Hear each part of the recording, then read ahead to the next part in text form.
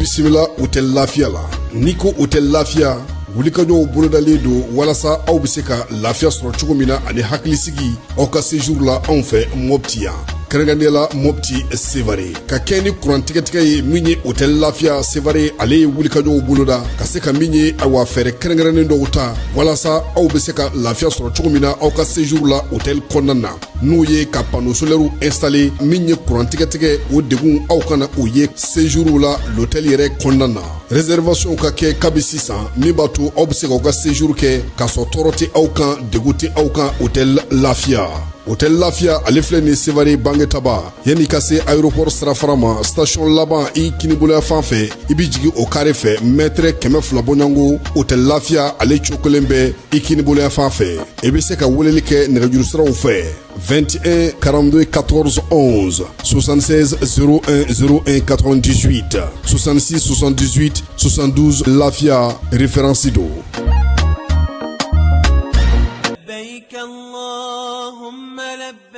Agence Dunia Travel Service ako abibu nyamasegi foli kɛ ka ɲɛsin a ka sango hiji denw ma aw minnu ye danaya ta ka da kan aw ka hiji labɛn ni a kɛcogo ɲuman na n'an taara hɛrɛ la ka segin hɛrɛ la dumuniw ka ɲi bɛrɛbɛrɛli ka ɲi n'an mago bɛ diɲɛ fɛn fɛn na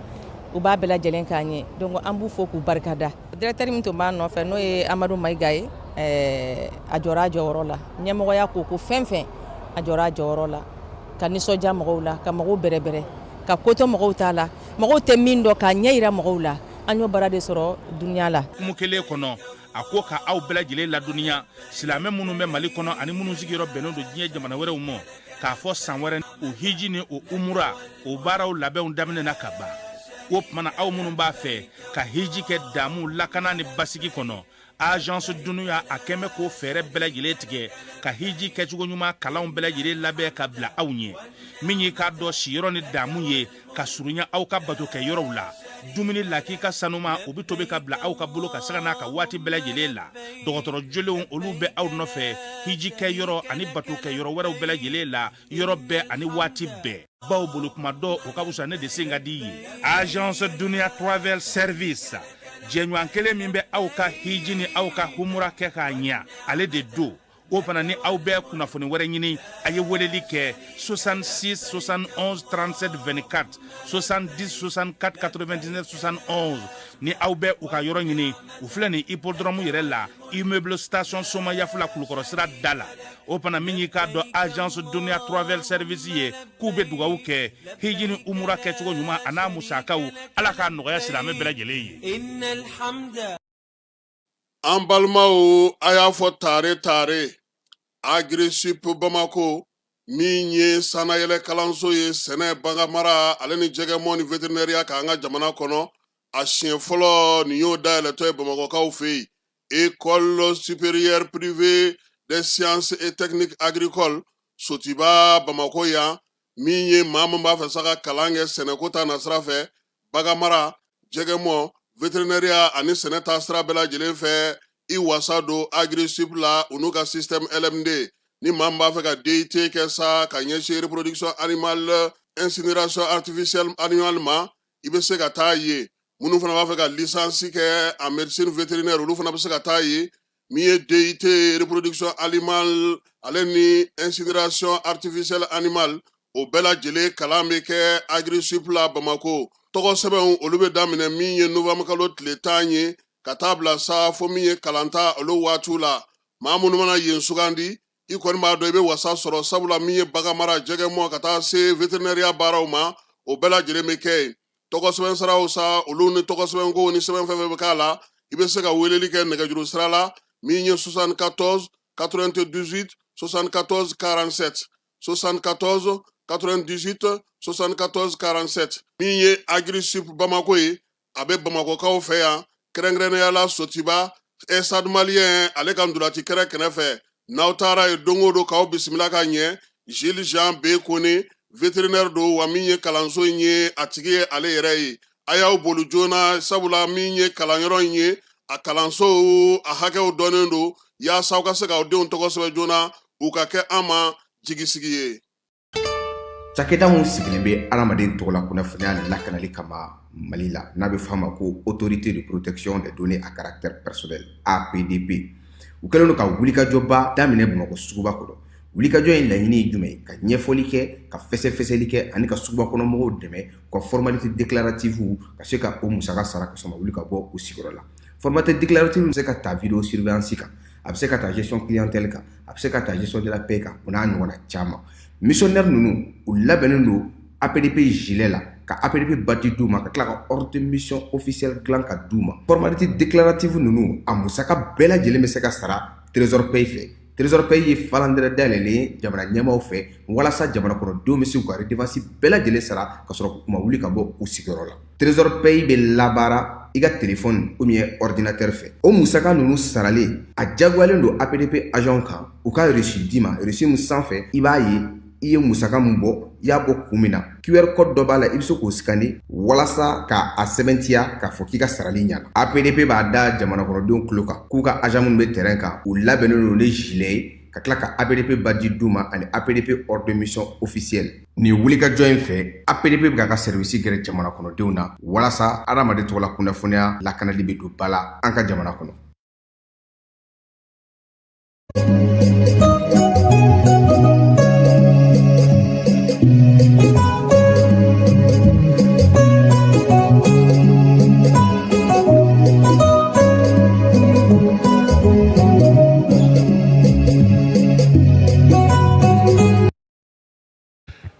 An bɛ an filɛbaw ni an lamɛnbaa cɛ n'a muso denmisɛn ni maabakɔrɔ k'aw bɛɛ lajɛlen fo ka kɛ ni aw sigiyɔrɔw ye bi ye alamisa ye décembre kalo tile 25 san 2025 Noël ale ye bi ye ni ala sɔnna a ma an n'an da don Noël ko kuma na biennale ale fana bɛ k'i dugu dɛgɛ ka se a kuncɛyɔrɔ la min ye turupuw ye olu ka jeu bɛ senna cogo min gouverneur olu bɛ ka taa bɔ an ye ɲɔgɔn ye cogo min babuw fana bɛ senna kɛrɛnkɛrɛnnenya la biennale yɛrɛ a soba min sigilen don kɛrɛnkɛrɛnnenya abarajukaw fɛ Flamme la Paix kɛrɛfɛla la babuw bɛ ka kɛ cogo min a bɛ ka kɛ centre Ahmed Baba ale fana kɔnɔna na an n'an da don la gouverneur olu ye ɲɔgɔn sɔrɔ Tawudeni gouverneur fɛ yen baro sigi kɛra o ko hukumu kɔnɔna na an na dɔ don la fala ye ka yɛlɛ ɲaamɛ kan walima moto surumani k'i dugu dɛgɛ ka cɛncɛn cɛ la o baaraw fana bɛ ka kɛ biennale hukumu kɔnɔna na surɔ min ye a tɔgɔ ye di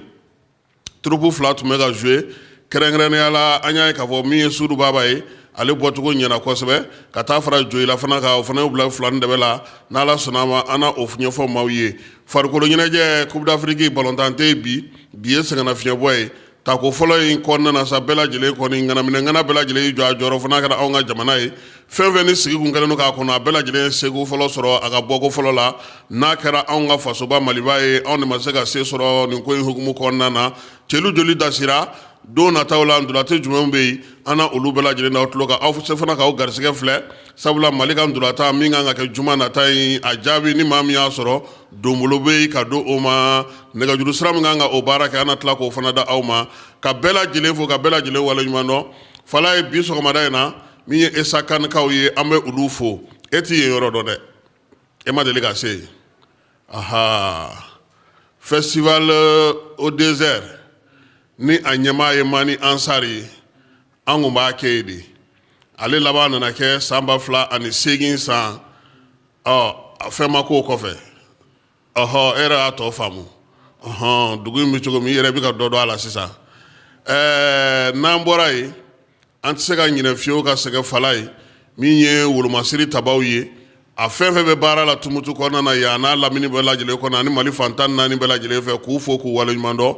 kɛrɛnkɛrɛnnenya la min ye colonel Ɲagadu ye Basiru Seru Ɲagandu an b'a n'a ka cɛ dɔw fo Tumutu n'a marabolo bɛɛ lajɛlen kɔnɔna na sabula bi wolomasiri taba fɛn fɛn bɛ yan Fala ye u ka ɲɛmaaba ye ale Colonel Sanogo ale fana bɛ yen ka taa fara polisi ɲɛma gendarme ɲɛma gardew ka ɲɛma ka taa fara min ye zoforɛw sapeur pompiers douaniw u bɛɛ lajɛlen kɛlen ka wuli ka jɔ kɛ bi yaasa Tumutu biennale a bɛ se ka kɛ basigi ni lafiya kɔnɔna na cogo min na Sudu Baba jouera sɔrɔ Fala ye Mangal Traoré ni ale ye Sudu Baba denfa ye a ye min fɔ an n'o di maaw ma ka taa fara monsieur le maire ka Elhaji Isa Kansayi ale fana kumakan bɛ yen turupu ɲɛma n'o ye Emmanuel Isa Dako ye ale ye min fana fɔ an n'o fana da maaw tulo kan bi ni Ala sɔnna ma sɔɔni sisan an b'a bɛɛ lajɛlen walawala a bɛ se k'a faamu cogo min na k'aw to aw sigiyɔrɔw ni aw ka duguw n'aw ka kabilaw n'aw ka togodaw bɛɛ lajɛlen na.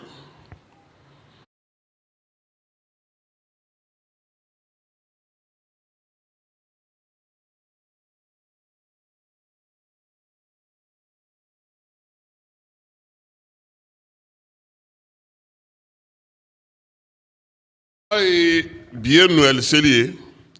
Noël seli i b'a dɔn k'a fɔ ale ye seli belebeleba de ye Nabila Isa ale ka bangeli o ɲɛnajɛ don kerecɛnnakaw fɛ yen denmisɛnnakaw olu ka ɲɛnajɛ n'o ye général d'armée Asimi Goyita ye a ye foli ta ni ta ka ɲɛsin kerecɛnnakaw ma ko min ye ɲinansan ye Ala y'o yira an na cogo min ko Ala ka sa wɛrɛ fana yira ani kerecɛnw bɛɛ lajɛlen na bɛn kelenya cɛfɔ ani kanbɛn o hukumu kɔnɔna na min ye président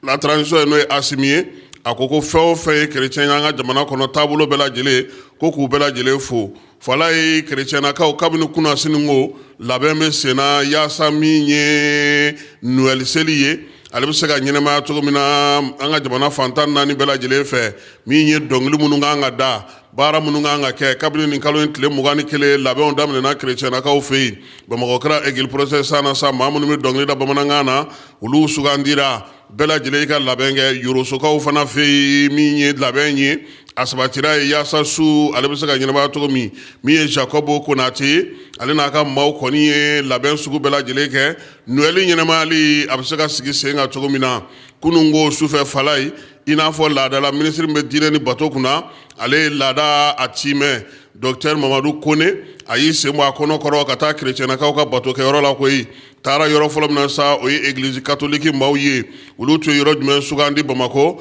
école cathédrale olu ka ɲɛnajɛ bɛ kɛ Fala ye cathédrale baw b'o kɔnɔna bila min ye kalanso min bɛ yen n'o tɔgɔ da no cathédrale la u bɛ taa baabu sigi ye dugawu don bato alatanu min ye furanjɛlafan maaw ye k'u fo k'u waleɲuman dɔn waleya minnu bɛ nin waati na min ye archevêque ye ale fana y'o kumaw fɔ ka dugawu don kɛ hakilila ɲuman minnu bɛ yen ani miirina ɲuman minnu bɛ yen n'olu talen bɛ jamana ɲɛmaaw fɛ ko ka olu sinsin a bɔlen kɔ sa a taara protestant olu ka yɔrɔ la Bamakɔkurakaw fɛ yen minisiri a n'a nɔfɛmaw u bisimila ka ɲɛ AGMP maaw fɛ min ye pasteur Agnok Ag ye ale y'u bisimila ye Fala ye min ye yɔrɔ bɛɛ lajɛlen tun bɛ AES ale maɲɔgɔnlɔnw caman tun b'a kɛnɛ kan yen olu y'o dulon u ka yɔrɔ caman na bato o kɛra bɛn ni kelenya yiriwali Mali ni Burkina ni Niger ka bolodiɲɔgɔnma bɛ se ka taa ɲɛ cogo min na minisiri a ye tannu kɛ kɛnɛ kan ye ka waleɲuman dɔn kɛ min ye diinɛw ye olu ka bɛn ni kelenya u bɛ se ka sinsin cogo min na an ka jamana kɔnɔ Fala ye o waleya kelen o bɛ ka kɛ Bugunikaw fana fɛ yen n'o ye Noël seli ye Noël seli la yɛlɛmali hukumu kɔnɔna na sa Bugunikaw fɛ yen min ye minisiri so min bɛ diinɛ ni bato kunna ale ka direction bɛ Buguni a fana ye sen bɔ a kɔnɔ kɔrɔ sa ka taa église dɔw kɔnɔna na min ye kerecɛnnakaw bɛ ka bato kɛ yɔrɔ minnu na a y'i ɲɛda olu bɛɛ lajɛlen kan Institut biblique Heredi min bɛ Buguni kɔnɔna na a taara yen ka taa yen maaw fana ka t'olu fana dɛmɛ u ka bato baaraw la jamana ɲɛmaaw tɔgɔ la Noël seli ko Ala ka san caman yira an na san min tɛ ɲinɛ ye an ka jɛ k'o seli ɲɔgɔn fɛ min ye pasteur Kalifa Bamba ye ale yɛrɛ kɔni ye dugawu don kɛ kerecɛnnaka katolikiw tɔgɔ la protestants tɔgɔ la ko yaasa jamana bɛ se ka basigi cogo min kiire min bɛ yen n'o ye Benjamin ye n'ale ye paroisse min bɛ Sogoba pasteur Sogoba ka paroisse kɔnɔna Fala ye Bugunikaw fɛ yen ale fana ye dugawu don kɛ bɛn ni kelenya cɛfɔ ni kanbɛn o bɛ se ka sinsin jamana kɔnɔna na cogo min Noël barika ko Ala k'o di an bɛɛ lajɛlen ma nin ye Noël seli ɲɛnɛmayali ye Fala ye ni Ala sɔnna a ma don nataw la min ye yɔrɔ tɔw ɲɛnajɛw ye an na olu fana da maaw tulo kan n'an bɔra yen an bɛna Tumutu kɔnɔna na kɛrɛnkɛrɛnnenya an bɛ taa e fan fɛ fɔlɔ an bɛ sɔrɔ ka na Tumutu. Maliki 2025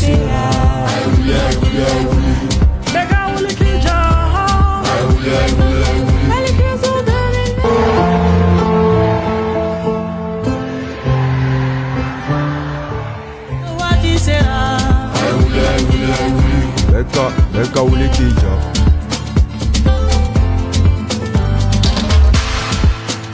Seko ni dongo maliba gera onta ina gera amazanye beka wuli kija. Falaye an bena tumutu Al-Bilal Al-Sudan kɛrɛnkɛrɛnnenya la min ye colonel El Hadj Lamine Kapori Sanogo ye ale ni a ka maaw ye wulikajɔ kɛ ka ɲɛsin u yɛrɛ ka région maaw ma Falaye min ye Kulukoro orchestre ye ale tun bɛ ka jouer Ali Fari ka tɔgɔlaso kɔnɔna na dɔnkilitan min bɛ tali kɛ bɛn ni kelenya cɛfɔ ni kan bɛɛ la ɲɔgɔn faamu ani degun min bɛ bi denmisɛnw k'u cɛsiri siniɲɛsigi baara la Kulukorokaw u ka baabu ye tali kɛ o la min ye Tɔnbɔkutukaw ye u y'u bisimilaliko ɲuman min kɛ u y'o wale ɲuman fana dɔn Biennale Tɔnbɔkutu ye min ye orchestre sa Falaye olu ka ɲɔgɔndan kɛyɔrɔ o ye Ali Fari ka tɔgɔla ɲɛnajɛso ye Abarajukaw fɛ yen min ye Kulukoro ye yanni ale ka jouer Tumutu ale kun y'i bila fila ni dɛbɛ la Falaye yɔrɔ fara i ko laharabɔlɔ maa minnu tun bɛ kɛnɛma olu yɛrɛ kɔni kun ka ca ni kɔnɔnamaw ye fo ka taa ka tɛmɛ sigoni kɔnɔna in maa 400 de bɛ se ka don ale kɔnɔna na ni ɲɛmaw bɔ a la Falaye a tɔ a ko ka gɛlɛ kunnafonidilaw yɛrɛ ka munumunu ka se ka baara k'a kɔnɔna na ka fara jury kan a kuma ka ca min ye sali in ye fɛn caman bɛ yen min b'a jɛ labɛn kan ka kɛ ka ɲɛ kosɛbɛ nka Tumutukaw olu kɔni y'a gosi u ka dɔnkili fɔlɔ fo ka taa bila laban na Falaye burudamɛ fara arabu fara min ye kɔrɔbɔrɔ kan bɛɛ lajɛlen y'i tigɛ k'i can k'i jɔ kaki min ye Tumutukaw ye u yɛrɛ ko sa ko ni Ala sɔnna a ma ko a ma foyi ye fɔlɔ Falaye ko jumadon Tumutu kan ka na jury ɲɛkɔrɔ San Baba Alkayiru la ko n'an ye fɛn fɛn y'u la k'o bɛɛ y'a dɔ ye Falaye kabi kelen an ka kamera a jɔrɔ bɛ na dɛ kunu tasuma tun bɛna dɔ jeni a dun fɔra ɲɛna ko Tumutukaw bɛna dɔn kɛ ni tasuma ye ayiwa i k'i ka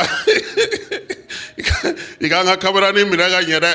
sabula ko Tumutu denmisɛnw k'u bɛna dɔn kɛ ni tasuma de ye kɛnɛ kan e dun ye cɛ ye kunun ko tasuma tun bɛna cɛ jeni maaw ka cɛ tun bɛna jeni fu k'ale bɛ kɔmaɲɛka kɛ ni tasuma ye tasuma porokotora la ni Ala tun ma fara a kan dɔ tun b'a kɛrɛfɛ o de ye tasuma porokoto ka taa a bila kɛrɛfɛ n'an bɔra yen sa min ye orchestre olu ka ɲɛnajɛ o bɛ senna bi fana tuguni n'Ala sɔnna ma Nara ale ni Sikaso orchestre o de kan ka ye yen bi kɛrɛnkɛrɛnnenya la o bɛ kɛ salle Ali Farika Ture ale kɔnɔna na Tawudeni gouverneur ale y'a tɔɲɔgɔnw wele Falaye Tɔnbɔkutu kɔnɔna na yan gouverneur fɛn fɛn bɛ yan sa u bɛɛ lajɛlen ye ɲɔgɔn sɔrɔ Tawudeni gouverneur ale jabala la n'o ye général Abdramane Olu Medu ye ale yɛrɛ y'a yira sa k'a fɔ ko nin kɔni ye kɛnɛ ye olu gouverneur n'u ye ɲɔgɔn ye u ka ɲɔgɔn fo ka baro sigi min ye sogow ye k'olu ɲimi Falaye baabu bɛ tali kɛ fana u ka baaraw kɛcogo la degun minnu b'u kan u bɛ se k'u hakilinaw falen falen cogo di min ye gouverneur ye olu ye miiriya caman ta nin ko in senfɛ Falaye k'a bɛɛ tɛna na dangɛnɛmaya anw kunnafonidilaw ye fɔlɔ jɛrɛ in kɛkun ye mun ye a laɲini ye min ye ani u bɛna se ka baara min kɛ don nataw la ni ɲɛmaaw nana u n'a da yira olu la yaasa ni baara bɛ se ka kɛ n'a ye cogo min hakilina ninnu kɔnɔna na sabula o fana ye jateminɛ caman kɛ Falaye kabini gouverneur nana olu ma taa o an tɔw nana ka taa nka gouverneur ma taa dɛ olu bi kabini a daminɛ i n'a fɔ directeur ni kunnafonidilaw n'a tɔw bɛɛ lajɛlen o ɲɔgɔn ye bannen kɔfɛ sa min ye Kulukoro gouverneur Falaye ale taara bɔ Sikaso turupu maaw ye Lamine Kapori Sanogo hali ni maa min ma fɛn fɔ maa ye bɛɛ lajɛlen b'a dɔn kɔni k'a fɔ k'ale yɛrɛ ye Sikaso ka ye a ye sen bɔ a kɔnɔ ka taa Bɛla Faranjikaw fɛ yen kɛrɛnkɛrɛnnenya la sa ekɔliso min tɔgɔ don Alpha Moya la min ye Bɛla Faranji o kɔnɔna na a taara yen k'i k'a to cɛdenw Sikaso turupu ɲɛmaaw Sikaso denmisɛnninw u bɛɛ lajɛlen nisɔndiyara gouverneur ye u sicogo lajɛ u labɛnna cogo min na u ye baara kɛ cogo min na ale ni ayiwa Falaye ko an kana don bolo da fɔ dɛ gouverneur kɔni Zeyi u bɛ k'a mɔntɔn k'a di nka ko k'a da kana fɔ an yɛrɛ muso n'o ye Marie Claire ye ale ye dɔ di k'a da kana fɔ ale ye dɔ di Buguni ma k'a da kana fɔ Bakun Kante dɔ di Buguni ma k'a da kana fɔ Lamine Kapori y'a di Sikaso ma k'a da kana fɔ Falaye nka i kɔni bɛ bagan kɔni jɔlen ye est-ce que maa bi yan min ye bagan sɔrɔ ka tɛmɛ Moti kan Moti ninnu ta Moti laban min kɛ ntoratigi ye u bɛ ntora wɛrɛ sigi yan o moti ni buguni u laban dura wɛrɛ sigi yaw u tɛ wolowula ni segin na ni bɛ bon min bɛ tobi ka d'u ma o ka ca n'o fana ye tuguni Belafara ni dugutigi Fala ye ale ka so foyi tɛ ni sogo tɛ anw kɔni tɛ taa ye tuguni sogo kasa cilen don anw nun an bɛ ka fɛn ne ɲini min ma an kisi sogo tɔɔrɔ ma Fala halisa biennale ko hukumu kɔnɔna na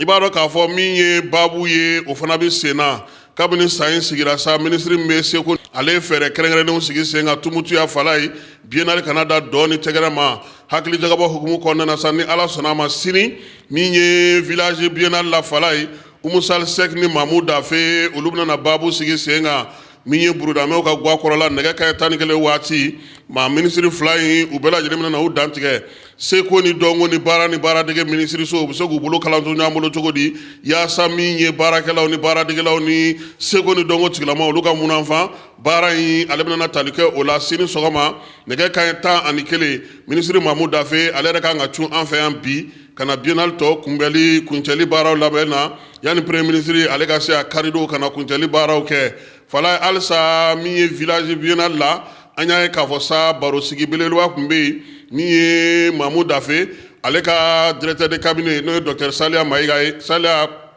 Male ye ale taara ka t'i ɲɛda yɔrɔ in kan koyi min ye soba in ye Fala ye kɛnɛ fɛrɛba min sigilen don sen kan sa baabu ye tali kɛ a la biennale kulu ko kana se a bi ma mun ni mun bɛ se ka fɔ maa ye photo jumɛnw taara tabiya jumɛnw sigira sen kan labɛnw kɛra cogo di dɔnkiliko bɛ cogo di kɔrɔn ni tilebi bani ni baba kɛɲɛkan ayɛsiko kumaw Fala fo ka taa se miirina kuraw sigili ma sen kan min ye cɛfɔ ni kan bɛ hukumu kɔnɔna ka taa se Seko ni dɔnko la matarafali ma baabu ninnu ye tali kɛ o la kununko o la sa min ye minisiri ka cidenw ye u y'a yira sa k'a fɔ ko fɛn fɛn fɔra u n'a lase ɲɛmaaw ma wa Fala ye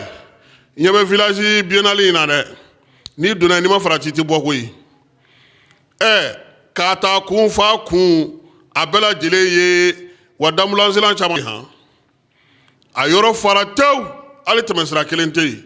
nka n'Ala sɔnna a ma sini minisiri Mamu Dafe ale ni Umu Sal Sek olu kan ka na ye halisa Tumutuya Fala ye ka kɛ ni biennale hukumu kɔnɔna ye min ye barosigi kɛra centre Ahmed Baba la barosigi bɛ tali kɛ mun na biennale a taabolo caman minnu sigira sen kan ka se k'o ɲɛfɔ maaw ye kumatigi tun ye jɔnni ye Samaɲare min ye Adama Traore acte 7 Seko ni dɔnko ale ka se ka kɛ bɛn ni kelenya sinsinna ye cɛfɔ ni kanbɛ hukumu kɔnɔna na kalanfa n'o o ye Ibrahima Ndiaye ye n'an b'a wele ko Iba Ndiaye ale tun bɛ kɛnɛ kan kuma ka se k'a di maaw ma sa o ye Amadu Bekayi ye Sidibe ye baabu ye tali kɛ mun na Seko ni dɔnko ye mun ye an ka jamana ye nafa jumɛn bɛ biennale la an ka fɛn kɔrɔw matarafali a bɛna mun se an ma Samaɲare ye nin bɔra ka o walankata k'o fɔ maaw ye min ye Iba Ndiaye ye ale ko Mali kunu a bi a bɛɛ lajɛlen sinsinnen don Seko ni dɔnko kan an ka yɛrɛ dɔn an ka maaya an ka dumunikɛcogo an ka finidoncogo hali an ka jamana tɔgɔ min ye Iba Ndiaye ye a ye nin bɛɛ lajɛlen fɛsɛ lamɛnjɛkulu ye Fala ye nanzarakan cɛɲi k'a fɔ walawala bɛɛ lajɛlen ka se k'a faamuya Samaɲare fana ye ɲɛfɔli kɛ Fala ye biennale salen ka kunu min ye san 2003 ye ale tun b'o kow cɛma ɲɛnabɔli min sigira sen kan Cheikh Umar Sisoko fɛ n'o o ye secrétaire permanent ye ale ye Ala ma hinɛna Saada Samakɛ olu de y'o baaraw kɛ min ye biennale nafa min bɛ a la a bɛ mun ye a n'a laɲini yɛrɛ kɛkun ye min ye nka ko Zeyi Fala ye ko Tɔnbɔtu ye fɛn fara biennale kan min kun t'a la han o ye jatigiya ye tiɲɛ yɛrɛ la biennale min kɛra Tɔnbɔtuya Fala ye ni danfara baba ni tɔw cɛ o ye maaw bisimila ko ɲuman ye bɛɛ lajɛlen kɛra k'i b'i ka so hali o don ko u ye tele ta ka taa di Sikasokaw ma ko u ka se ka balontan la ye nka o ma diya an na ko ma diya an na sini dɔ de ye tuguni n'an bɔra yen denmisɛnninw biennale ma ɲinɛ olu fana kɔ Fala ye k'i dugu dɛgɛ ɲaamɛ sanfɛ walima a b'a fɔ moto min ma ko safari direction nationale du tourisme nana n'o o ye yan cɛncɛn sanfɛla la su ani tile denmisɛnninw kɔni u bɛna ni min ɲaamɛ ka di maa min ye i bɛ yɛlɛ o ka Fala ye a bɛ taa ɲɛfɔ Esaka ni ka segin n'i ye ni maa min b'a fɛ ka Tumutu dugu bɛɛ lajɛlen lamini ni ɲaamɛ ye i bɛ yɛlɛ a kan cogo min ka di i ye moto surumani ninnu n'a b'a fɔ olu ma ko rodeo olu fana nalen don tourisme maaw fɛ Fala ye a moto boli man gɛlɛn koyi n'i y'i sigi a kan dɔrɔn a bɛ taa n'i ye n'i ko ko kuru a b'a jɔ nka i yɛrɛ f'i fana k'i ni maɲanga dɔɔnin dɛ i ka se fɛrɛ parce que o don ko segukaw ka cɛnin tɔgɔ ye di min kun ye dɔ kɛ ta ale taara yɛlɛ a taara n'o ye fo an t'o yɔrɔ dɔn hali bilen denmisɛnninw cɛ na a kɛlen n'o ɲɛnajɛ yɛrɛ tumutukaw fɛ yan fɛn caman de bɛ yen min bɛ kɛ biennale la kɔrɔlen n'o tun tɛ biennale la o farala ka Tombouctou yan yaasa seko ni dɔnko bolofara bɛɛ lajɛlen k'i jɛyɔrɔ fɔ Sidi Keyita an b'a fo ale min ye directeur du tourisme ye nin fɛɛrɛ in sigili la yaasa ka se ka na ni nin ye safari Tombouctou Falaye a cɛ ka ɲi kuma tɛ ni tilebin waati don n'i yɛlɛla kan k'i munumunu ka na ka n'i ka fitiri seli ka tila ka yɛlɛ ɲaamɛ kan ka taa safo seli ka tila ka jigin Falaye tiɲɛ yɛrɛ la a bɛ maanifin a b'i kɔ kolo bɔ ɲɔgɔn na wa a ka fisa kosɛbɛ ɲaamɛ yɛlɛli nafa min b'o la o fana bɛɛ lajɛlen bɛ lakali maaw ye kununko su o tun ye su 6nan ye maa minnu tun bɛ calatigɛlaw ɲɛkɔrɔ ndulatikɛnɛ baba alikɛyiru kɔnɔna Falaye o ye Moti Sudu Baba ale ni Joyila ye k'o daminɛna ni Joyilakaw ye olu donna n'u ka ensemble instrumental ko Malikura in bɛ tali kɛ Mali ale kan ka baara minnu kɛ min ye Joyilakaw ye u y'o fasiri k'o ɲɛfɔ maaw ye u ka ɲɔgɔlɔ o kɔrɔ u y'o fana sigi sen kan ensemble instrumental n'i ye ale yɛrɛ ta k'a lajɛ Falaye min ye dununba kɔni o bɛ a la balani caman bɛ a la jidunu kamalengɔni jembe ka taa se dununba ma bara olu bɛɛ lajɛlen b'a a la waatini min y'u ka kamalengɔni ye u b'a ale bila k'i sɛnɛyala kelen ni fɔli ye tamanintigi o fana y'i bila filani dɛbɛ la ka taa se jelingɔni ma nin bɛɛ lajɛlen u bɛ u ka ensemble instrumental ale kɔnɔna na ɲɔgɔlɔ in sa ko min ye baara min bɛ u ka se ka kɛ ko ka kɔ ko bɛɛ lajɛlen ye u y'o sigi sen kan funangɛni 6 olu de kɔnɔna sa ka na yɛlɛ k'a yira sa k'a fɔ faso kɔnɔna bi ngolofinakaw fɛ degun bɛ n'o ye dugu tɔgɔ ye politiki maa minnu bɛ bi ni siniɲɛsigi gɛlɛyalen n'olu ma olu bɛɛ lajɛlen de kɔni bɛ yɛlɛ sa ka dantigɛli kɛ dantigɛli in kɔfɛ kamalen kelen bɛ yen ko Zanga ale banna pewu baarakɛbaliya baara sɔrɔbaliya o m'a to fiyewu ale ka tugu bamajuwale ni dugawalekɛbaw kɔ ni dugawale ni bamajawalekɛbaw olu kɔni bɛ dugu minɛ min ye duguden dɔw yɛrɛ donnen a la koyi Fuseni ale y'u ka ɲɛmaa ye Fuseni kati ka gɛlɛ a ko suyɛni bingali olu bɛ ka baara min kɛ k'u bɛ k'o niyɔrɔ de ta faso ma baara kɛ u ye faso ma baara ɲini olu ye olu yɛrɛ ye nin ɲini u yɛrɛ ye min ye Zanga ye a b'a fɔ Fuseni ye sabali i sen bɔ nin ko in na segin i ka na an ka faso jɔ an ka faso baara kɛ min ye jamana taabolo kura ye hakilina kuraw ni miirina kuraw bɛ yen marifa tɛ se ka kɛ ka ko bɛɛ lajɛlen ɲɛnabɔ a bɛna taa Fuseni segin kɔ Falaye Fuseni tɛ sɔn min ye Zanga ye a bɛ segin ka taa so a seginnen ka taa so a bɛ t'i sara a balimamusow la koyi olu ko Fuseni wa k'a k'o t'olu ma to gwanganama ka di Fuseni ye a ka gitari bɛ yen a ba fana bɛ yen o bɛ se tobili la kosɛbɛ Falaye u taara nin bɛɛ lajɛlen dabali tigɛ sa min ye Zanga ye ale ni npogotiginin ninnu u sɔrɔ o la to tobira ka ngɔni n'o ye gitari k'o ta ka taa Fuseni lajɛ soforokun na Falaye k'a fɔ a ɲɛna ko Fuseni sabali Fuseni n'a jɛɲɔgɔn tɔw Falaye u kungo k'u bɛ mugu ci u la Fuseni ko k'Ala ka n'u ci ko nin y'ale somaw ye u ko k'u b'u sen na ɲɔgɔn kan Fuseni yɛrɛ ko k'u ka segin u kɔ o kɔfɛ tuguni u ko Fuseni ma e bɛ fɛn o fɛn fɛ anw nana n'o ye koyi i bɛ to gwankɛnɛma min fɛ dɛ o de tobilenko duman filɛ nin ye Fuseni hakili bɛ keleku o kɔfɛ u bɛ Fuseni ka gitari yira ala ye npogotiginin 2 in k'a fɔ Fuseni ɲɛna a bana ta koyi i ka gitari filɛ ko e dun ye fɔli duman caman kɛ anw kun dɛ an ka soforokun na an ka dankun na e tun bɛ fɔli caman kɛ dɛ wa halisa i bɛ se k'o fɔli kɛ ka basigi ka fisa ni marifa ye Fuseni hakili bɛ keleku Falaye a bɛ sɔn min ye balimamuso 2 ninnu ta a bɛ to in minɛ k'o dun fo k'o kunna saani o kɔfɛ ngɔni n'o ye gitari ye a b'o minɛ k'o juru dasi o kɔfɛ sa a b'a fɔ ko ɔhɔ k'a sɔrɔ a balimamusow ta ma k'u ka taa u b'a ni kɛnɛ karaba ɲɔgɔlɔ in a bɛ dan yen k'an kana sɔn fiyewu an ka kɛ an yɛrɛ ma jugu ye an kana ban an yɛrɛ la o la sa min ye Joyilakaw ye u y'o yira an na Joyilaka ko tɔ kɛra min ye sa min ye u ka danse traditionnelle tasuma bɛna cɛ jeni o de la walima o tɛ de ko kori o kɔni ye bamananw fɛn ye bamananya donkan dɔ don u nana n'o de ye kɛnɛ kan nka ko a tun bɛna tiɲɛ nka Falaye y'u seko kɛ o kɔfɛ sa u y'a kun cɛ ni danse traditionnelle ye o kɛra min ye Joyilakaw olu ka seko n'u ka dɔnko jiri mɔgɔw ɲɛna o ko kun cɛla ye Moti Sudu Baba min ye olu fana ye u y'a daminɛ ni ensemble instrumental ye Nanguru Bidɔndugu min ye balani ye o bɛ a la Fulafule b'a la ngɔni b'a la ntamani 2 ka taa se min ye u ka folikɛ minɛnw caman bɛ a kɔnɔna fala ye fila dɔw kɔni ma kɛ foyi ye kununko sen kelen dɔ ka taa kɔ ne kɔni ma filaw faamu sen kelen dɔ bɛ se ka maa kɛ wɛrɛtigiw dun don dɛ bere yɛrɛ tun bɛ ninnu bolo sɔrɔ fala ye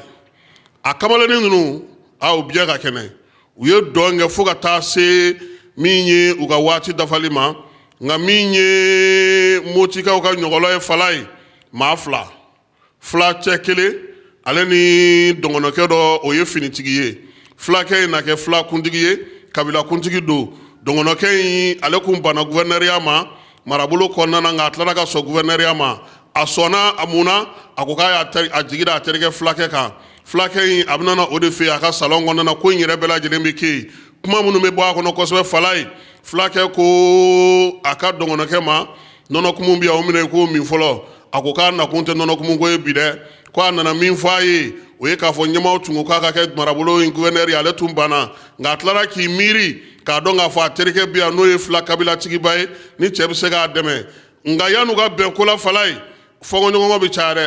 cɛ b'a fɔ ko o tuma na ko ale ka kabila maaw de ye terorisi ye wa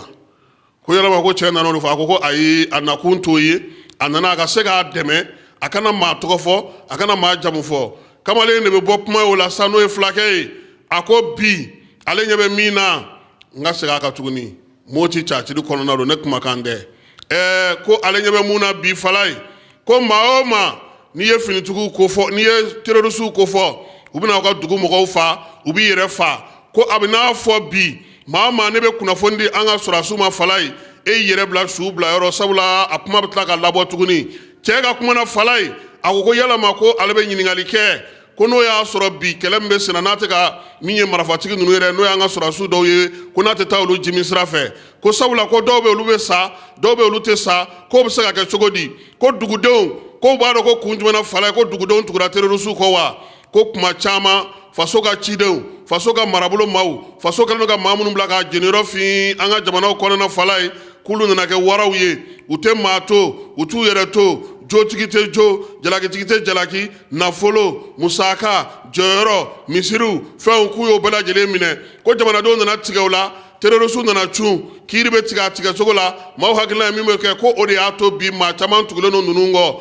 ko minnu ye marabolo ɲɛmaw ye f'u ka falen u k'a dɔn k'a fɔ o nakun ye min ye kamalen yɛrɛ bɛ a balimakɛ dɔngɔnɔkɛ hakili la jigin k'e bɛnkɛ tun ye polisi ɲɛmɔgɔ ye yan a ye ne kɔrɔkɛ minɛ k'a bila kaso la nkalon kan ko a don ko ne kɔni ye miiri a m'an ka teriya tiɲɛ nka ko yalama ko halisa k'o kelen de tɛ wa ko fini min filɛ ka na nin ko tɛ maaw jajɔ tuguni koyi k'u yɛrɛ ka kow jateminɛ bi waati min na furancɛ fanga bɛ daminɛ ka na se bi ma fala ye ko yɛlɛma caman donna ko la ko nka ko halisa dunko juguya yuruguyurugu ŋanamu min ye ka maa dɔw fisaya ni maa dɔw ye ko o bɛ senna hali bi ko n'a ma sɔn ko ale bɛ fɛn damadɔ fɔ a ye ko n'a sɔrɔ wolomasiri taba bɛ se k'o falen fala ye ko mun na ni sɔrɔdasiw ka cɛdenw bɛ bɔ jugu bɛ olu da dɔn u b'u hakɛ dɔn u b'a dɔn u bɛ se ka taa yɔrɔ min na ko mun na hali bi n'i ye maa bila k'a ka mɔgɔ ka yɔrɔ la kɔlɔsi ko ani telefɔni portable b'i sigi a b'i kun biri o kan ko ka tɛmɛ fɛn bɛɛ lajɛlen kan k'o bɛ se ka maa hakili latigɛ wa fulakɛ tilala a ka kuma na min ye polisikɛ sɔrɔdasikɛ ye a ye kuma ta a ko de falenna ko yɛlɛmana yɛlɛma ma nɔgɔn u bɛ ka taa n'a ye dɔɔni dɔɔni hali maa fa min kɛra mura u y'o bɛɛ lajɛlen fɔ a kɔnɔ finitigilakaw bɛ ka hakili jagabɔ min kɛ u y'o bɛɛ lajɛlen fɔ motikaw ko ni fɛn o fɛn bɛ kɛ ni danaya t'a la ni tiɲɛ t'a la ni tilennenya t'a la ni laadiriya t'a la fɔnkɔɲɔgɔnkɔ ani ɲɔgɔn bisigi min bɛ yen bi moti u nana o de yira u ka ɲɔgɔlɔn na o la sa motikaw u ye nin de kɛ ɲɔgɔlɔn kɔnɔ ka sɔrɔ k'a ko kun cɛ sa dan traditionnel min ye filadɔn ye an nana o fana sɔrɔ tuguni fala ye an'u ka solo de sa o kɔni ye bozokan ye min ye bozomuso ye laminalikɛla fila tun bɛ a la ngɔni tun b'a la ka taa se kamalen ngɔni ma ale ni gitari u y'o kɛ baara kun cɛlen min ye moti directeur de troupe ye an ye kuma di ale ma an ka jɛ k'a lamɛn n'o ye dako ye moti tun bɛ ka fɛn min fɔ o ye bɛn de donc an ka bɛn an k'an tɛgɛ di ɲɔgɔn ma ale ni vraiment an ka mali jɔ donc n'a y'a fɔ cogo min na dans traditionnel ni solo de chant voilà ale n'an ka pièce de théâtre donc a bɛɛ b'o de kan donc bɛɛ b'a dɔn vraiment mali bɛ lahala min kɔnɔ nin waati in na donc mali mago bɛ bɛn na mali mago bɛ hɛrɛ la donc vraiment o message de tun bɛ an fɛ ka an ka numéro ninnu kɔnɔna la voilà k'o ɲɛsin malidenw ma donc an ka bɛn an k'an tɛgɛ di ɲɔgɔn ma an ka mali jɔ fulakan ni bozokan ni bamanankan o tɛ dɔwɛrɛ ye parce que n'i ye mopti ta mopti ye brassage culturel de ye bozow bɛ yen nɔ bamananw bɛ yen nɔ fulaw bɛ yen nɔ bobow bɛ yen nɔ dɔgɔnɔw bɛ yen nɔ donc an y'o o bɛɛ ta pour que vraiment ka se ka o effet de ressorti ouais hakilila min b'o o kɔnɔna la n'an y'a jateminɛ vous voyez bien Mopti fɛngɛ terrorisme ko kile na fɛn b'an kan nin waati in na terrorisme ale ni djihadisme donc mɔgɔw bɛ ɲɔgɔn soupçonner i m'a ye donc soupçon bonyalen don i m'a ye wagati dɔ la quand n'a fɔ a ye ko la ne ye djihadiste de ye voilà i m'a ye donc o méfiance in voilà an bɛ fɛ ka o de fɛn o de ka bɔ an ni ɲɔgɔn cɛ donc an k'an kɔnɔ jɛya an ka fara faamaw kan an ka se ka vraiment to jamana in jɔ donc bɛɛ maliyɛn bɛɛ bɛ se ka min kɛ i ka yɔrɔ la i ka se k'o kɛ pour que vraiment an bɛ se ka faamaw dɛmɛ cogo min na ka se ka vraiment u ka u baara nɔgɔya u bolo oui Mopti ta gɛlɛyara bon o kɔni o tun tɛ mɔgɔ si nɔ ye c'était indépendamment de la volonté de tout le monde ne kɔni bɛ accent kɛ min kan o kɔni o y'a ye an sera ka na alhamdulilayi vraiment Dieu merci an sera ka na voilà donc an nalibaliya in vraiment a gɛlɛyara mais vraiment ala y'a nɔgɔya voilà merci.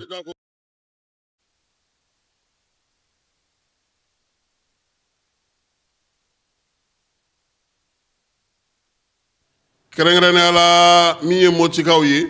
u ka ɲɛmaw bɛɛ lajɛlen bɛ kɛnɛ kan yan maa min bɛ n'o ye Mopti yɛrɛmarakafo ɲɛmaa ye Elhaji Isa Kansa ye jɛrɛ in bannen a ye min sɔrɔ an ka jɛ k'o lamɛn.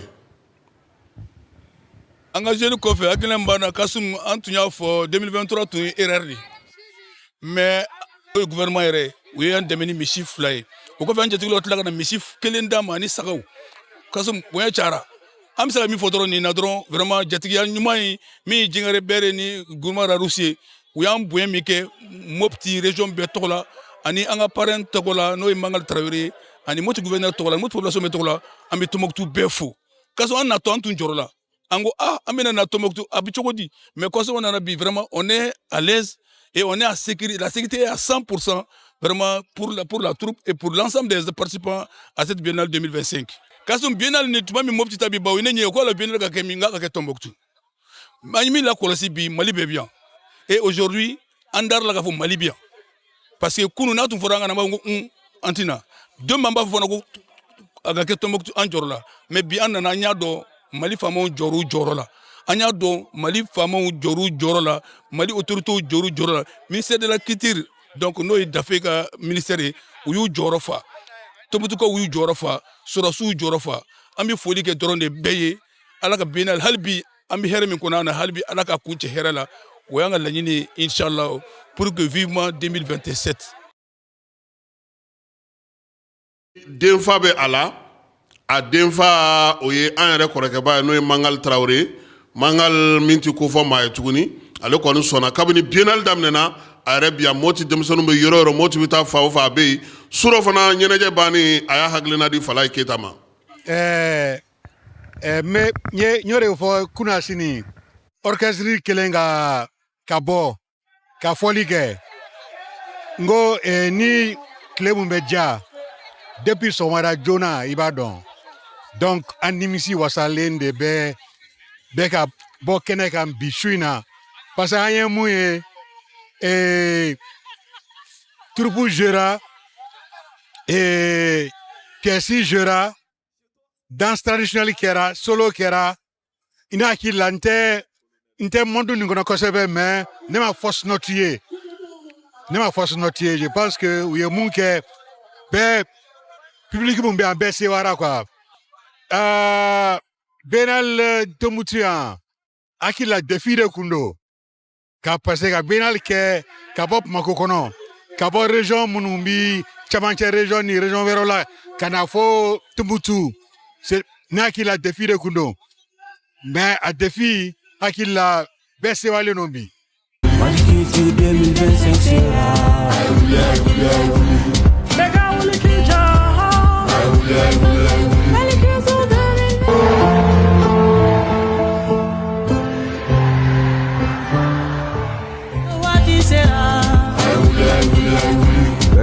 Beka wuli k'i jɔ.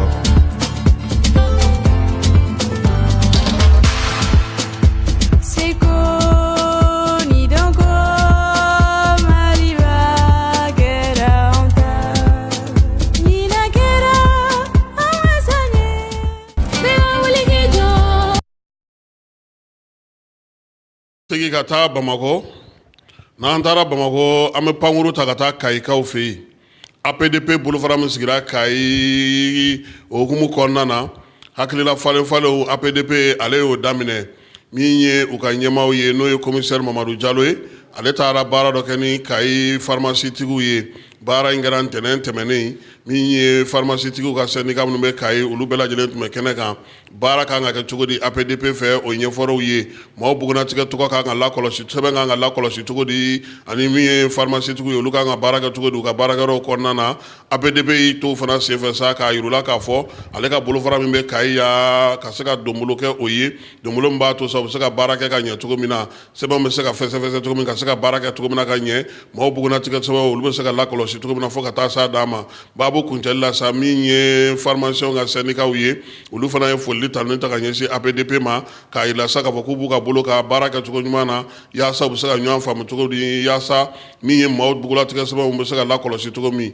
APDP ale fana y'a yira sa k'a fɔ nin kɔni ka d'ale ye kosɛbɛ sabula min ye u ka bolofara min sigira Kayi a sigikunba dɔ ye nin ye baara ale bɛ se ka kɛ ka ɲɛ cogo min na douane directeur kura Fala ye a doncogo a bɛ ka ɲɛ baara la kosɛbɛ jaabi kunfɔlɔ minnu sɔrɔla olu bɛ se ka kɛ tare ye min ye inspecteur général de douane Sɛgɛ Amala Jalo ye min ye douane directeur kura ye a ye baara ta yɔrɔ min Fala ye laɲini min kɛra Aluseni Sanu fɛ k'a ka se ka baara kɛ ka ɲɛ a ka kow sigilen n'o kan san laban in na i b'a dɔn k'a fɔ min ye bingalikɛlaw ni kurutukurutumaw ye olu tɛ baw ka ko la o la sa min ye directeur kura ye ale ye nin min fiyɛ sa ka file min fiyɛ nin waati in na a ko a ka cɛ dɔw ma u ka n'u bolo jigi dɛ min ye inspecteur général de douane Amadu Konate y'a bila yɔrɔ min ni ale ma min far'o kan fosi kana na bɔ o la sa wulikajɔw kɔni sera sen na bolofara ni baara taabolo saba min fana baaraw ɲɛna u ka se k'u cɛsiri o kan u taar'u tɛgɛ da minɛn kan sa Fala ye minɛn min n'o minɛna ka kɛ ni kibaruya diw ye kibaruya minnu dir'u ma sa u ka bɛn min maaw fɛ kɛrɛnkɛrɛnnenya la u ye wulikajɔ kɛ sa ka taa se min ye fura yala fura carton 2000 o de taara sɔrɔ kɛrɛnkɛrɛnnenya la maa dɔw bolo minnu kun kɛlen don k'o dogo u bɔtɔ kun don dugu dɔ la ka na min ye waleya ye sa o fana kɔfɛ tuguni u y'u bolo da minɛn wɛrɛw kan minɛn minnu fana bɛ yen n'olu ye tali kɛ dɔrɔguw ni kiribikiribi fɛnw na douanelakaw olu ka wulikajɔ ko hukumu kɔnɔna na u y'a yira sa k'a fɔ ko nin kalo in tile 19 wulikajɔ ni cɛsiri dugutaa mobili dɔ jalakɔrɔbakaw fɛ yen nɛgɛ kanɲɛ 20 a fɔra k'ale k'i jɔ a m'i jɔ min ye douanelakaw ye u y'a nɔbɔ u taara sɔrɔ sa Atlasi n'o ye Atlasi 16 ye olu kɔni minɛn dɔw tun bɛ a kɔnɔna na douane mɔgɔw y'a yira sa k'a fɔ olu kɔni ma olu ka ko to hakilisigi ni basigi kɔnɔ i n'a fɔ jamana ɲɛmɔgɔw y'a f'u ɲɛna cogo min na fo ka t'u bolo da min ye mɔbili in ale kan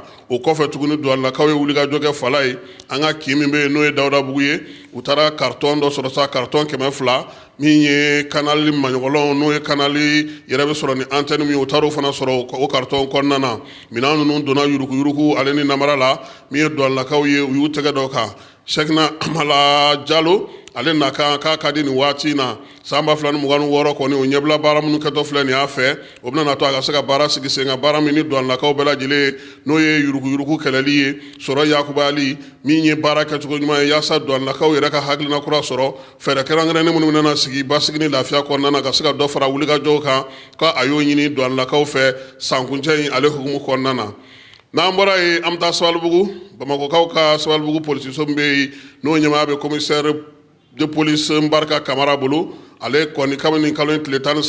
siganama 6 ale y'i tɛgɛ da olu kan sabula a yira k'a fɔ ko min ye dɔrɔgu ale ni kiribikiribi fɛnw ye u b'olu feere Kiina n'o ye Garantibugu ye wulikajɔ in senfɛ sa maa dɔ de kɔni nana sa ka na maa ninnu ko fɔ sabula bin kɛra ale ka minɛn dɔ bɛ o tununa o ɲinini de senfɛ sa min ye brigade maaw ye n'o ye commissariat de police min bɛ sigilen don Sabalibugukaw fɛ yen olu ye wulikajɔ kɛ n'u ka brigade ye brigade kɔni sera ka sa se siganama 6 u ye olu de kɔni minɛ maa ninnu a yira sa k'a fɔ wulikajɔw senfɛ dɔrɔgu o taara ye u ka minɛnw na kɛrɛnkɛrɛnnenya la min ye dɔrɔgu a kisɛ 27 fɔ ma ko cannabis o kun dogolen don mana dɔw kɔnɔ maa kofɔlen ninnu sa u bugunatigɛ ɲuman ye BC ale ye san 22 ye AC san 20 AY san 20 min ye DC san 23 IT ye san 21 AM san 23 ninnu bɛɛ lajɛlen Garantibugukaw fɛ siganamaw don u minɛna ka bila kiiri tigilamɔgɔw ka bolo kan nin wulikajɔ ni nin cɛsiri min kɛra wolomasiri tabaw fɛ kɛrɛnkɛrɛnnenya polisilakaw fɛ o bɛ tali kɛ inspecteur général de douane contrôleur général de police Youssou Kone ale laɲini min kɛ ka kɛɲɛ ni Dawudu ye min ɲini u fɛ baara kɛcogo ɲuman na n barika n'a ka cɛdenw ko k'u fo Sabalibugukaw fɛ wulikajɔ ale ni cɛsiri la ka se k'u bolo da ni maa ninnu kan wa u y'a ɲini fana k'a fɔ ko dugudenw k'u hakili latigɛ n'u ye sigana fɛn fɛn ye u k'a fɔ olu ye wolomasiri tabaw sigikun y'o ye kɛrɛnkɛrɛnnenya la polisilakaw olu ni dugudenw de ka surun ɲɔgɔn na kosɛbɛ o baara kɛcogo ɲuman na Falaye n'an bɔra yen an bɛ taa Kucala kɛra dugu ye Falaye a bɛ ni kana kɛ Tayinibugu ye han waati tɛmɛnen na a ma kɛ ko cɛ dɔ bɛ yen ale yɛrɛ kɛ terroriste ye k'a fɔ ko maaw ka wari c'a ma wa nin ye bingalikɛlaw ye Falaye min ye commissaire de police Mohamed Ater Amidi ye ale n'a ka cɛdenw nin kalo ye tile 15 u ye wulikajɔ kɛ k'u boloda sigana maa 3 kan maa 3 in bɛɛ lajɛlen k'u bɛ jɛkulu kɔnɔna jɛkulu min kɔni kɛlen don bi ka bingali k'o boloda Kucalani bila Kucalani san ani ɲɔgɔn cɛ u ka waleya bɛ kɛ cogo min na sa a yira k'a fɔ ko maa dɔ de kɔni nana ka na yira sa k'a fɔ u bɛ bin maaw ka sira kan koyi sirajanw kan n'u ye mobiliw natɔ ye Falaye u bɛ jan da ka maaw bɔ k'u mɔmɔ telefɔni bɛ ta ka bɔ maaw kun bolola wariw bɛ minɛ min ye maa ninnu ye u yɛrɛ kɛlen don ka sa k'u kunkolo bɛɛ lajɛlen dogo kibaruyaw sɔrɔlen min ye polisiso maaw fɛ n'o ye Amidi ka maaw ye u ye wulikajɔ kɛ ka sɛgɛsɛgɛli kɛ ka t'u boloda maa dɔw ka Kucala yɛrɛ dugu kɔnɔ koyi Falaye ja u bɛ taa bingali kɛ ka tila ka na si maaw cɛla tuguni polisiw y'u sɛgɛsɛgɛ min kɛ Falaye u taara u boloda min ye bɔrɔ 15 u ye minɛn sonyɛnenw ye ani minɛn minɛnenw ye maaw la téléphone portable 10 o yor'u bolo min ye billet de banque caman ye maaw b'u kun da tuguni fili min ye n'o ye kagulu ye o 2 b'u bolo min ye BC ye o fana taara ye u bolo ni maa kofɔlen ninnu sa o ɲininkalen Falaye u si m'a fɔ ko nkalon don han u ko k'olu yɛrɛ de ye bingalikɛla ninnu ye minnu bɛ jan na maaw ɲɛ bila ni Kucala bila ni san ni ɲɔgɔn cɛ ko cɛ tɛ muso tɛ k'olu don sɛgɛsɛgɛliw y'a yira sa k'a fɔ ko ni maa ninnu u kelen tɛ Falaye u ni maa wɛrɛw jɛlen don baara in na Kucalakaw fɛ yen baaraw bɛ sen na yaasa ka se ka ko bɛɛ lajɛlen ɲɛdɔn kibaruya fɔlɔ minnu kɔni sɔrɔla u bolo nin waati in na sa maa minnu bololafɛn dɔ k'u sonyɛna dɔw tigiw yera min ye minɛnw ninnu caman ye sa olu kɔni dɔw sera ka di u tigiw ma a yira sa k'a fɔ ko min ye maa 3 min bɛ yen n'olu kɔni minɛna nin waati in na Ade ale san 23 ye Ibe ale san 24 ye min ye Iba ale san 24 ye ninnu bɛɛ lajɛlen sa k'u bɛ to ka ko tɔ ɲɛnabɔ kiiri tigilamaw fɛ yen min ye commissaire de police Amidi ye a n'a ka cɛdenw ko k'u fo kɛrɛnkɛrɛnnenya la Youssou Kone ale ka wulikajɔ n'a ka kuntilennaw kɔnɔna na ka kɛɲɛ ni ministre Dawudu o ye min f'u ye polisilakaw k'u jeniyɔrɔ fi lakana bɛ se ka sabati cogo min ye contrôleur général de police Youssou Kone ale ka yamaruya kɔnɔna na Kucalakaw u sera ka nin de kɛ u fana y'a ɲini jamanadenw fɛ sa hakilisigi ni basigi ko k'u taalan ye fɛn o fɛn bɛ yen n'u y'a ye u kana kiiri tigɛ u yɛrɛ ye u k'a fɔ olu polisiw ye olu ka baara ye o ye u ni wolomasiri taw bɛɛ lajɛlen ye kelen ye nin waati in na baara bɛ se ka kɛ ka ɲɛ cogo min polisiw ko k'u fo k'u waleɲuman dɔn baara ale kɛcogo ɲuman na nin waati in na an bɛ te fan fɛ an bɛ sɔrɔ ka na sa Coupe d'Afrique k'o kɛ k'a ko kun cɛ. bɛɛ lajɛlen ma aw minnu b'a fɛ ka voyager k'a sɔrɔ a ma degun sɔrɔ a ka voyage kɔnɔna na compagnie de transport Somatra u y'a kanu ka na ni kari kura caman ye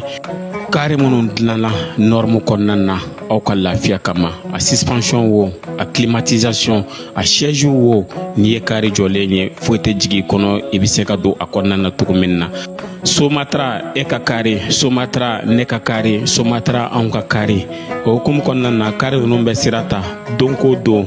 Bamako Segu San Moti Kucala ka taa se Sikaso ma Keɲeba Kita u ma ɲina Yoro di Sahel maaw kɔ ka taa se Kolokani Jijeni fo ka taa se Bɛnma ma Somatra fiɲɛ foroko Somatra ka wuli hɛrɛ la ka se hɛrɛ la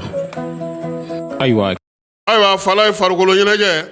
n'o ye sport ye ale kɔni fanba bilama o ye Coupe d'Afrique ye Coupe d'Afrique kunungo Burkina bɔra sama woro furancɛ sabula Burkina 1-0 tun bɛ ale la nka a tilara ka wulikajɔ kɛ k'a kɛ 2-1 ye Algérie fana y'i kunkolo bɔ ji la kunungo min ye Coupe d'Afrique kɛnɛ ka Falaye ale kɔni ye 3-0 kɛ Sudana min ye Côte d'Ivoire ye ale fana sera ka se sɔrɔ sa kɛrɛnkɛrɛnnenya la Mozambique ɲɛkɔrɔ 1-0 ndolatan in ale gɛlɛyara kosɛbɛ nka yan'o cɛ sa an bɛ se k'a fɔ sa Cameroun surɔ ale ye kow datugu ale fana ye se sɔrɔ 1-0 tɛ u ni Gabon ndolatan senfɛ Falaye min ye tile fɔlɔ in kɔnɔna na sa k'a daminɛ Coupe d'Afrique daminɛ fo ka na se sisan ma ndolatan 12 o de kɛra min ye 29 o de sera ka don bi kɔni n'i y'a jateminɛ sa a bɛ se k'a fɔ ko ndolatan 1 o 1 na bi fila ani buruburu naani o ɲɔgɔnna sɔrɔ a ka don maa minnu ka celu dasita ka taa ni bɛɛ lajɛlen ta ye maa 3 don nka bi fila de b'u bɛɛ bolo Riyad Mahrez ale Algérie ka ye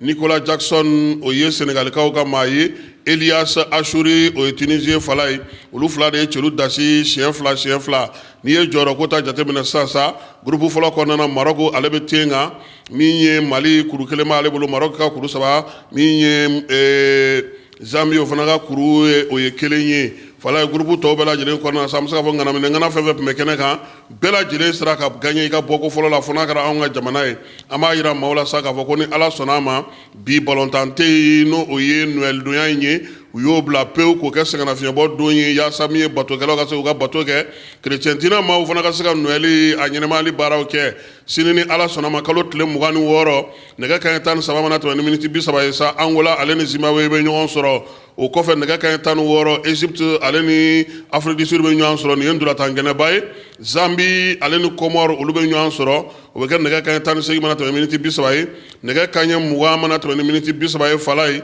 Mali Maroc Mali ni Ala sɔnna a ma o de bɛna kɛ senna o la sa ko sini ni Ala sɔnna sa min ye maa mun bɛ fɛ k'o hakilina di Mali ni Maroc ma jɔn bɛ se sɔrɔ olu bɛ se ka u ka jaabiw bila ka na an ma ni Ala sɔnna a ma sini sɔgɔma an na min ye a ko bɛɛ lajɛlen bila bɔlɔlɔ sira fɛ maaw bɛ se cogo min na k'u ka jateminɛw kɛ a ko hukumu kɔnɔna na nin ye bita ye fala ye ka bɛɛ fo ka bɛɛ waleɲuman dɔn nka min ye Zinedine Zidane ye k'a bɛ Maroc han Zizou maaw y'a ye tribunal ye fala ye ale yɛrɛ kɔni fini finman tun b'a la min ye ndolantan min tun bɛ sen na n'o tun bɛ Égypte ni Zimbabwe ni ɲɔgɔn cɛ e ko a tun t'o kɛnɛ kan wa Agadirikaw olu fɛ yen min ye Zidane ye sa bɛɛ lajɛlen kɔni balila k'a ye tribunal na fala ye k'a nana ka na senkɔrɔma dondoli kɛ ka ɲɛsin a ka cɛdenw ma Zinedine Zidane ale dogolen tɛ koyi Sadio Moulay Hassan de don o kɔnɔna na a tun bɛ yen a kɔni maaw y'a ye araba tɛmɛnen a kɔni nana sa ka na Algérie de senkɔrɔma don wa Algérie fana ye se sɔrɔ 7-0 min ye Zidane ye maa min don maa dogolen tɛ min ye dege karamɔgɔ ye k'a bɛ se k'o fana dɛmɛ kɛrɛnkɛrɛnnen la a ka baara la ni o ye Algérie dege karamɔgɔ ye yaasa a ka se ka baara kɛ e ko a yɛrɛ balima dɔ tɛ cɛlukɔlɔsiba ye de fala ye a den de don Lucas Zidane o y'a denkɛ de ne yɛrɛ n ka balima don k'o de Algérie ka cɛlukɔlɔsiba ye koyi e ko a mana olu bɛ senkɔrɔma don olu de la wa Zidane ale ka ɲi nin ko in kɛnɛ kan ko lunette finman tun b'a ɲɛ na a yɛrɛ ka donfini tun ye finman ye min ye Zinedine Zidane ye an b'a fɔ fala ye wa ko Algérie fala ye billet k'a sɔngɔ ka ca Marocaw fɛ yen billet sɔngɔ ka ca o ye fɔlɔ ye min ye samiyaji o fana bɛ yen ndolanci yɔrɔ fana yɔrɔ ka jan maaw la musaka tɛ maaw bolo fala ye k'o de la terrain lankolon bɛ ka to ko nka ko n'a nana se quart de finale ma yɔrɔ ninnu ma ko ndolanci o b'a sɔrɔ sanji dɔ bɔra o la min ye musaka dun o fana bɛ sɔrɔ wa ko n'o tɛ k'o de bɛ k'a to mɔgɔw tɛ ka mɔgɔ ye ndolanci terrain ninnu na kuma tɛ ndolanci terrain min ta ka jugu n'a bɛɛ ye o ye Agadir ye kunun ko u y'o donsara kɛ fu ye mɔgɔ bɛ se ka don cogo min na nin bɛ dan sigi an ka sɔgɔmada in na kunnafoni na an ye min d'aw ma k'an to Tumutukaw fɛ yen ne ani Falaye Keyita ni Ala sɔnna a ma min ye dugu tile kɔnɔna na fɛn o fɛn mana na kɛ biennale ko la a tɛna dogo aw la k'an to yan n'Ala sɔnna a k'an bɛn waati wɛrɛ. Dugutigi ni wari dafara e passe d'a kan ka sira di ne ma. Sunkalo e kunkolo a tɛ yen dugu wari ko o d'i ma fo dugu ani dugu dun wari t'a de. O kɔni kuma t'a la sa. E ka sama mɔnɛ to yen i yɛrɛ ta Sita Sidi ka numéro filɛ nin wari ci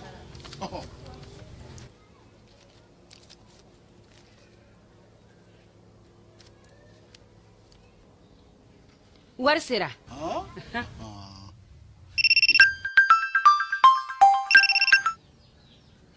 Allo i ye wari sɔrɔ o ɲɛna